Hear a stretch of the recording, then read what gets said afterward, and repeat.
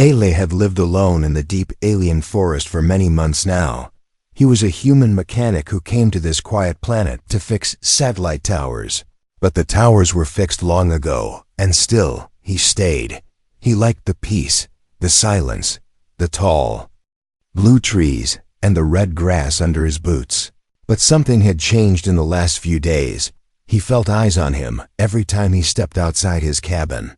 He would turn quickly, thinking it was a wild animal, but there was never anything there. Still, the feeling grew stronger, and the air around his cabin felt strange. One morning, Eli found something odd. His wrench, which he left on the workbench, was on the floor, twisted the wrong way. Another day, a hot drink he left steaming on the table had gone cold much too fast, like someone had touched it.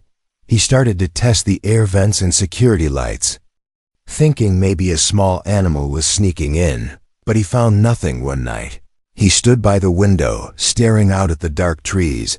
The forest was quiet. No wind, no birds, not even the usual glowing bugs. Still, he felt something there, something. Watching, hiding, waiting, he whispered, more to himself than anything. "I see you." Suddenly, from the trees came a soft gasp, almost like a whisper of wind. Eli froze, his heart beating fast. Did he imagine that? Or did someone really gasp? He stepped outside slowly, the cold air brushing against his skin. He scanned the forest, eyes sharp, but saw nothing, just shadows and trees. Still, he spoke again. "I know you're there. I don't want to hurt you." No answer came, only silence. But far above, in the branches of a large tree, a figure held her breath. She was not human, though she looked almost like one. Her skin was light gray with a soft glow, her hair like woven silver. She wore a strange suit that bent light around her, making her nearly invisible. Her name was Lyra, and she thought no one could ever see her but the human. He had looked right at her. She had been watching him for weeks, hiding in the trees, in the shadows, in the mist. She was testing him, learning if he was dangerous. Her people once feared humans, told stories of war and death, but Eli was not like the humans in those stories. He spoke to animals, fixed broken machines, and even left food near the edge of the woods. Was it for her? She didn't know. That night, Lyra did not return to the deep woods. She stayed close, her heart confused. Why? Did he speak to her? Why did he act like he wasn't afraid? The next day, Eli walked outside with 2 cups of hot tea. He placed one on the porch, then sat beside it, sipping his own. He said softly, "You can have it if you're cold. I won't stop you." Lyra stayed in the trees, eyes wide, confused again. How could he know she was near? Was it a trick? But the tea steamed gently, and the smell was warm and sweet. She waited until he went back inside, then moved quickly, silently. She picked up the cup and sniffed it, her fingers trembling. It was good, strange but good, and it warmed her from the inside. From inside the cabin, Eli smiled without looking through the window. That night, something changed. Lyra returned again and again, always hiding, always silent. But Eli kept placing tea or food outside, speaking softly to the empty forest. "Hope you're okay out there," he'd say. Or, "There's more if you're hungry." Each time, Lyra watched him with new eyes. Was he pretending? Or could he truly see her? One morning, while exploring near the cabin, Lyra dropped a small glowing stone. It rolled across the ground near Eli's feet. He picked it up and looked straight ahead. "You dropped something." She didn't move, holding her breath again. But then, he gently placed the stone on the stump beside him. "No rush," he said. "I'll be here." Lyra stared at him from the bushes, her hands shaking slightly. This human was different. He wasn't blind, and he wasn't cruel. He was waiting, not hunting, not shouting, just waiting. And Lyra, who had always thought she had to be invisible to be safe, started to wonder, what if being seen wasn't the same as being hurt? What if this human didn't want to chase her away, but wanted her to stay? Lyra didn't sleep. That night, she sat high in the tree branches, staring at the small wooden cabin with lights glowing softly through the windows. The human named Ela was inside, quiet as always, not searching for her, not calling out, just sitting by the fire with a book in his hand and a second cup of tea on the table beside him. Untouched, waiting. Lyra's heart was confused. She had studied humans since childhood through stories and warnings. They were loud, proud, and dangerous. They hunted the skies and tore apart lands. But this one, this Eli, was soft-spoken, calm, and strange in a way she couldn't explain. He looked her way too many times to be guessing. He placed food before she even approached. He whispered to shadows like he knew they listened. No human should be able to see through her invisibility cloak. It was the best tech her people had. Passed down from her mother, tested under fire and storm. But still, he saw her. Not fully, maybe not her face, but something about her, and she wanted to know how. The next day, she walked closer than before, no more hiding in trees. No more watching from above. She moved like air, her cloak bending light around her body, making her blend into the world like a shadow. Ele was fixing something near the satellite dish, humming a low tune. His back turned, Lyra stepped behind him, quiet as a breeze, and reached out toward the strange human device. Without turning, Eli said gently, "That's a dangerous wire, careful." Lyra snapped her hand back and stumbled, her foot pressing too hard into the soil, making a soft crunch. He didn't laugh, didn't shout, he just said, "You're curious, aren't you?" She didn't answer, of course, she never did. Speaking was forbidden when cloaked. Her people believed the voice revealed the soul, and the soul had to stay hidden. But this man spoke as if he was talking to a friend, someone he knew, not a ghost hiding behind tech. He stood up and stretched, then said, "If I give you the right tools, would you help me repair this panel?" Lyra tilted her head, confused, unsure. Why would he want her help? She was invisible, untouchable, untrustable. At least that's what she believed humans thought of her kind. Yet Eli reached into his box, pulled out a scanner tool, and gently set it on the flat stone nearby. He stepped away without looking at her, as if giving her space. She looked at the tool for a long time, then picked it up, her hands shaking slightly. She pressed a few buttons and aligned it over the broken panel. Scanning it carefully, the device beeped in her hand, a perfect scan. Eli smiled without turning around. "Nice work." That night, Lyra returned again, and this time, she left something behind on purpose. A small glowing charm made from her peoples. Crystal leaves, a symbol of respect. She placed it on the same stump where Eli left her tea. The next morning, when he saw it, he didn't act surprised. He just nodded slowly and said, "You don't need to pay me for kindness." Lyra almost showed herself then. Almost turned off her cloak, almost spoke, but fear wrapped around her throat like cold metal. She couldn't do it, not yet. She stayed near though, always near, walking behind him as he worked, sometimes reaching for his tools before he did, sometimes scanning broken wires before he could find the damage. They worked together without words, without faces, without trust, but something close to it. One afternoon, clouds rolled over the trees and rain started to fall. Eli stayed outside, fixing the solar panels in the storm, cold water running down his neck. Lyra stayed too, though she didn't need to. Her cloak was waterproof. Her skin could handle the chill, but still, she stayed. When Eli slipped and hit his arm against the edge, he grunted in pain, and without thinking, Lyra caught him. Her hand touched his, invisible fingers holding his wrist gently. He looked at the air where her hand must have been and whispered, "You're not just a shadow, are you?" Lyra pulled back, her heart racing. But something was different in her now. She had touched a human, and he had not pulled away, not once. For the first time in her life, she didn't feel like a ghost, but far away. In the upper hills of the valley, something else was watching. Silent drone, black and cold, blinked red as it recorded everything. And whoever was watching through that drone did not want peace. They had just found proof that an alien girl was near a human. Unregistered, untracked, and unknown. Lyra didn't know it yet. But her cloak was no longer enough. Someone was coming, and next time, they wouldn't just watch her, they would hunt.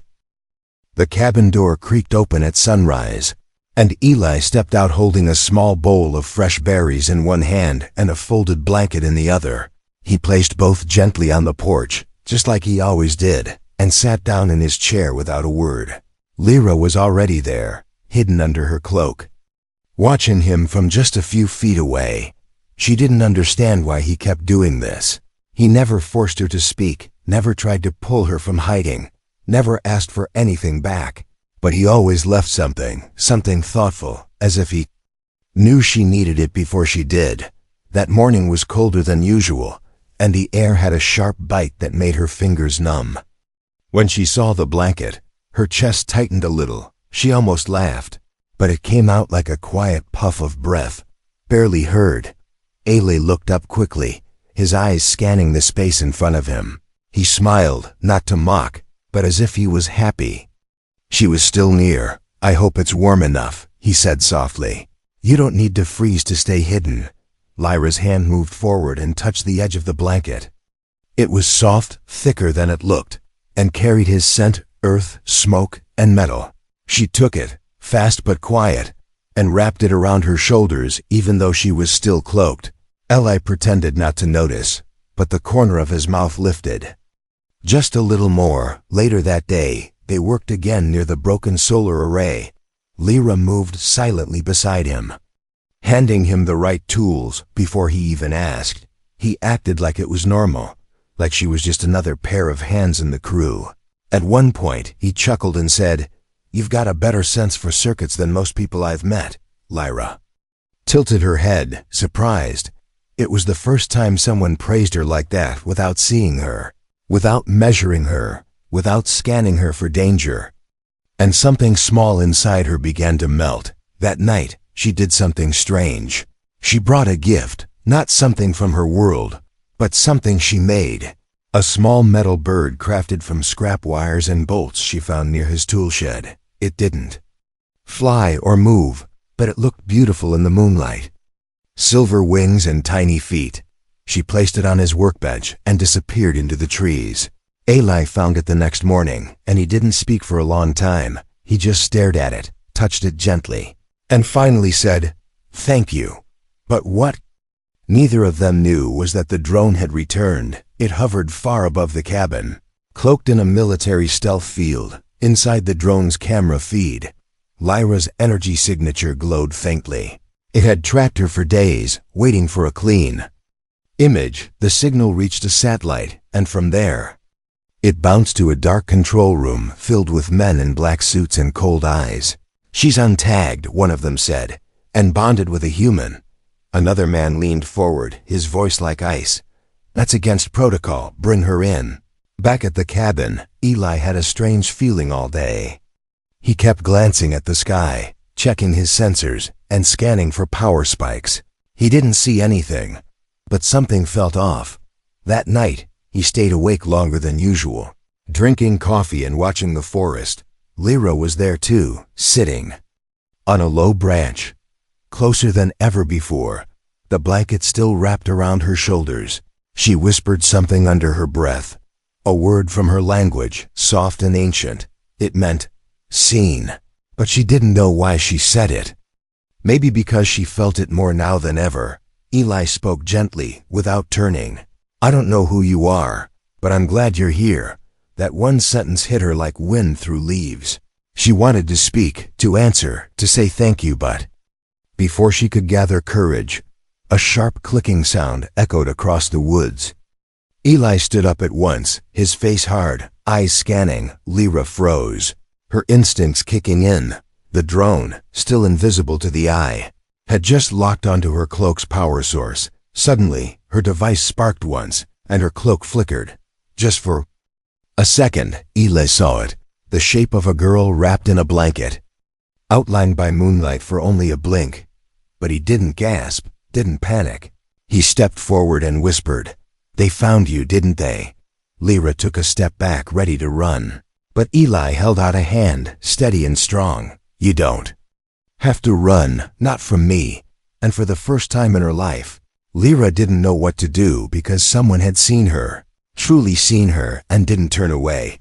Lyra didn't sleep the whole night. She sat in the dark forest, her cloak struggling to stay stable, little sparks twitching at her side. The drone's signal had cracked it, maybe even marked her, and she knew what that meant. They were coming, whoever they were. She could feel it. In the air, like cold metal pressing against her back, and still. Her eyes kept drifting toward Eli's cabin, warm light shining through the windows. Steady and calm like a heartbeat. She shouldn't have stayed so long, shouldn't have let herself get comfortable. Shouldn't have made that metal bird, or accepted the blanket. But she had, and now she might be the reason that peaceful place was about to burn. Before dawn, she crept closer and left a note, one single word scratched into a piece of bark with a sharp stone. Sorry. Eli found it just as the sky turned orange, and his jaw tightened. He read it again, then looked at the trees like he knew she was still watching. You don't have to go, he said to the air. But if you do, at least let me help. He spent the next hour pulling crates from under the cabin floor. Dusty cases filled with old tech and rusty weapons. Lyra stayed hidden, eyes wide, watching him uncover things she didn't expect. He wasn't just a mechanic, not just some lonely human living far from the city. He had gear from the old wars, signal blockers, plasma nets, stealth mines, and something glowing blue that buzzed when he touched it. Eli strapped on an old vest, powered up the blockers, and said loudly, "You're not the only one who knows how to vanish." Lyra stepped closer, still cloaked, and whispered, "You knew." Eli turned toward her voice but didn't look shocked. "I guessed," he said calmly, "when you touched me and didn't disappear. When you fixed circuits better than I ever could. When I felt something in the air, like a hum that wasn't wind." Lyra's voice shook. "They'll come for me now." He nodded slowly. "Then let them come, we'll be ready." That word. We made something deep in Lyra's chest ache. She had never had someone say we before.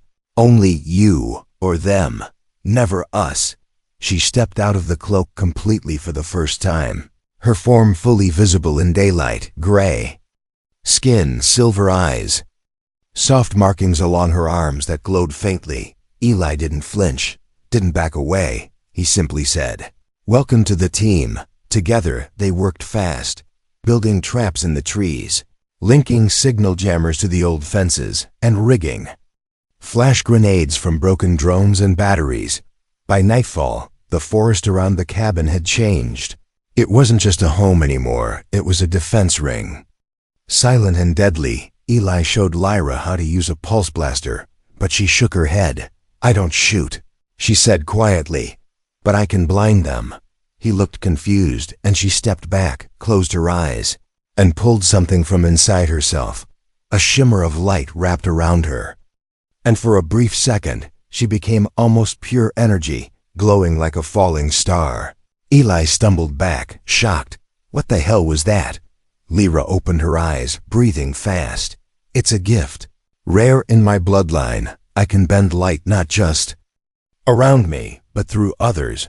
I can make them see things that aren't real." Eli grinned. "That'll do." The next day passed in silence, both of them tense, checking traps and scanning the forest again and again. Then, as the sun dipped behind the mountains, the forest whispered a warning. A single bird cry cut short, the wind holding its breath. Eli raised a finger, listening. Lyra held her palm out, and a soft tremble buzzed through the air like footsteps. Far off, then came the hum, low, sharp and hungry, the sound of hoverbikes, moving fast. Lyra's hands clenched. Her cloak flickered back into place, now recharged with Eli's help. Eli checked his old rifle and whispered, "Get to the upper ridge. Shine your gift when I give the signal." Lyra hesitated. "What if they see me first?" He looked at her and said with quiet fire, "Then they'll learn what it means to see you." She ran, her feet silent over the branches, cloak shimmering like water over moonlight. Below, the lights of 3 hoverbikes cut through the trees. Sharp and cold, the hunters wore black armor and faceless helmets, their weapons ready, their voices cold through radios. Target energy confirmed. Approach cabin. But as they reached the first tree line, the traps began to whisper back. One mine blinked, then burst with a blinding flash, dropping one of them to the dirt. The others spread out, shouting, trying to find the source, and from the ridge, Lyra's glow rose like a second moon, soft but shaking the air. The hunters looked up, stunned, just long enough for Eli to step from the shadows and say, "She's not running anymore." Smoke drifted through the forest like ghostly ribbons, soft and silver in the dark. The traps had done their work, slowing the hunters, confusing their radar, making them shout into radios that gave no answers. Ellie crouched behind a thick root. One eye on the cabin, one hand steady on his rifle. He was not shaking, not breathing hard, just focused, like a man who had waited a long time for this kind of storm. Lyra stayed above, hidden in the canopy, her cloak active, but her body glowing just enough to light the leaves around her like soft stars. The three hunters split up, their black armor almost blending with the trees, but not enough. Eli had walked this forest every day. He knew which branch would creak, which root would trip them. The first one stepped on a pressure patch hidden under moss, and a blinding burst of sound knocked him sideways. He fired wildly into the trees, but the trees didn't answer. The second one moved faster, smarter, scanning the area with heat vision. He paused just beside the old stone ring, where Lyra had once left her metal bird, and from above, she dropped, silent as falling dust, landing behind him without sound. She raised her hand and released a pulse, not a weapon, not fire, but pure light. The man turned, but it was too late. He saw something that wasn't real, hundreds of glowing shapes, all like Lyra, surrounding him, watching him, closing in. He screamed and dropped his weapon, crawling backward like a child in a nightmare. Lyra vanished before he could touch her, gone like breath in the cold. The third hunter, the leader, was smarter, colder. He didn't panic, didn't chase. He stood still and spoke calmly into his helmet. "Visual disturbance confirmed," he said. "Hostile cloaked entity using unknown illusion tech." Then he raised a small cube and pressed it. A flash of red lit the sky, an emergency beacon. Lyra saw it from above and her heart dropped. That beacon didn't call for help. It called for fire, airstrike, from orbit, quick and quiet, erase all evidence, destroy the forest, the cabin, her Eli, everything. She whispered into the wind. "They'll burn it all." Eli heard her voice, just barely, and his heart pounded harder than before. He ran toward the leader, not to fight, but to stop that cube, to shut it down before the fire fell. But the man was ready. He swung his arm and struck Eli hard across the chest, knocking him into the dirt. Eli gasped, coughing, pain blooming in his side like fire. The leader raised his boot to crush Eli's hand, but froze when the light shifted. Lyra stepped out from the shadows, fully visible, eyes glowing like ice in sunlight. She didn't hide this time, didn't bend the light, didn't play tricks. She stood tall, cloak tossed to the ground like old skin. "I am not invisible," she said, voice low and steady. The leader turned, gun raised, but she didn't flinch. Instead, she walked straight toward him, unarmed, glowing, real. The cube in his hand started to blink faster, red blinking to white, preparing to send its final signal. Eli shouted, "Lyra, stop, he's about to."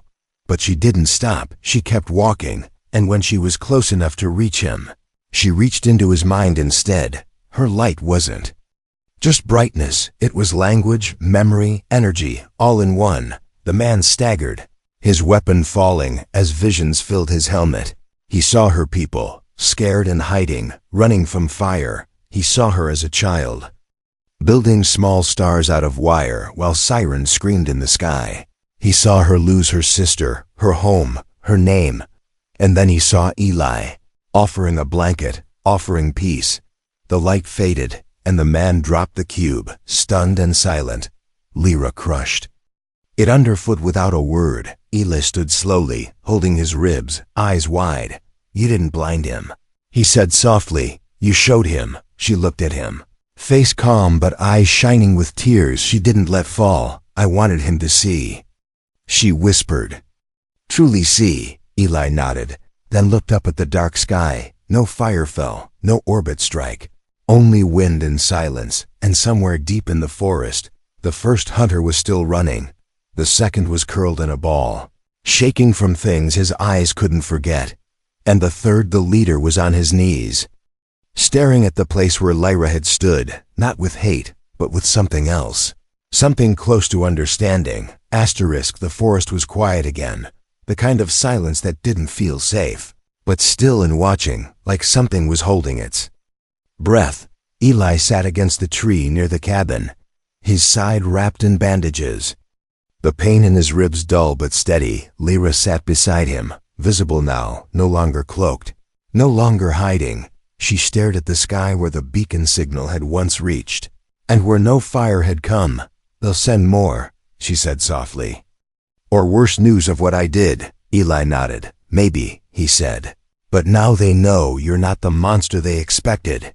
Lyra didn't answer, her mind too far away, because showing herself hadn't just changed the hunters, it had changed something deep inside her too. For the first time she felt heavy, not in body, but in truth. She had always believed being seen meant danger, but now she wondered, was hiding even safer anymore? That night, she couldn't sleep. She walked alone through the trees, where the lights from the traps had gone. Cold, she reached into her pocket and touched something small. A stone, smooth and round, marked with the old crest of her people. It was a memory stone, the kind used to send messages across long distances. She hadn't used it in years, but it still pulsed when she touched it. She sat on a stump and pressed her thumb into its center. A faint glow lit the forest floor, and the stone whispered awake. Connect, it said in her language, and she nodded. Once, a slow wave of energy moved through her chest as the signal found a link. Then a voice answered, a voice she hadn't heard since childhood. Lyra, the voice said, you live. It was Elder Vena, her mother's oldest friend, the one who trained Lyra to cloak, to run, to survive. Lyra's breath shook. They saw me, she whispered. A human saw me, and I didn't run. Silence followed for a long moment. Then the Elder's voice came again, slow and sharp. You broke the rule. I showed him who I am, Lyra said, and he did. Not hurt me. You risked everything, the Elder said. You have made contact with the outside. You revealed our bloodline. I saved a life, Lyra replied, her voice stronger now. And I saved myself. Another pause, colder this time. Return home now, the Elder ordered. Before others find you, before more humans come. You will explain your actions to the circle. Lyra looked toward the cabin, its light glowing through the trees, warm and steady. I can't, she said. Not yet. The stone blinked once, then went dark. The connection ended, but the weight of those words stayed on her shoulders. When she returned to the cabin, Eli was still awake, fixing a circuit board. He looked up, saw her face, and didn't ask. He just nodded slowly, like he already knew. You talked to them, he said. Lyra sat down beside him, tired but steady. They want me to go back. Will you? He asked. Not pressuring her, just curious. She shook her head. Not until I know what I am when I'm not hiding. Eli smiled at that. Well, he said, then we've got work to do. The next day, they started building again, not traps this time, but something different. A signal post, tall and narrow, with both human and alien tech fused together. It could send a message strong enough to reach orbit, but not for help, for truth. Lyra wanted to speak, not just to the hunters or her own people, but to anyone still listening. She recorded her message in simple words, spoken in both her language and Ele's. My name is Lyra, she said. I come from a people who believe hiding is survival, but today I was seen, and I am still alive. I am not your enemy, I only want peace. They activated the tower just before dusk, and the message shot through the sky in waves of light. Eli stood beside her as the signal pulsed, strong and bright, somewhere far above. Others were listening. Some would hate it, Others would fear it, but just a few might understand. As night fell, Lyra looked up at the stars and said, "I used to think invisibility kept me safe." Eli looked at her, and now, she smiled softly, "Now I think maybe it kept me alone." The stars were brighter than ever above the forest. Lyra stood on the roof of the cabin, her cloak hanging on the railing like an old memory. No longer needed, no longer worn. Below her, the signal tower blinked gently, repeating her message every hour. Eli sat on a crate near the door, tuning a broken scanner just to keep his hands busy. They had waited for 3 days, listening for an answer, watching the skies. At first, nothing came, only wind and birds and the normal rustle of leaves, but on the 4th morning, something changed. A low hum echoed through the clouds. Deeper than thunder, slower than a ship, Eli stood quickly, grabbing his old field scope and climbing to the roof beside her. Lyra didn't move, her eyes already locked on the dark shape coming down from the clouds. It wasn't a hunter ship, not military, not designed for capture or combat.